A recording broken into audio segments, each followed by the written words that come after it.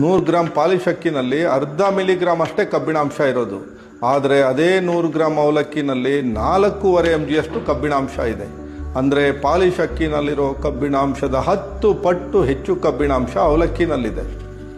So ಎರಡೂ ಮಾಡೋದು ಭತ್ತದಿಂದಾನೆ, ಅಕ್ಕಿ ಮಾಡೋದು ಭತ್ತದಿಂದಾನೆ, ಅವಲಕ್ಕಿ ಮಾಡೋದು ಭತ್ತದಿಂದಾನೆ. ಆದರೆ ಪಾಲಿಶ್ ಅಕ್ಕಿನಲ್ಲಿ ಇಲ್ಲದೆ ಇರೋ ಕಬ್ಬಿಣಾಂಶ ಅವಲಕ್ಕಿಗೆ ಹೇಗೆ ಬಂತು ಅಂತ ನೋಡೋದಾದರೆ ಸೊ ಅವಲಕ್ಕಿ ಮಾಡೋ ವಿಧಾನನ ನೋಡಬೇಕು.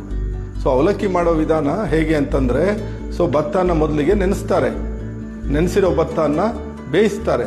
ಆ ಬೇಯಿಸಿರೋ ಭತ್ತನ ಕುಟ್ಟಿದಾಗ ಅಥವಾ ಯಂತ್ರಗಳಿಂದ ಅದನ್ನು ಪ್ರೆಸ್ಸಿಂಗ್ ಮಾಡಿದಾಗ ಹೊಟ್ಟಲ್ಲಿರೋ ಬಹುತೇಕ ಕಬ್ಬಿಣಾಂಶ ಅವಲಕ್ಕಿ ಒಳಗೆ ಬರುತ್ತೆ.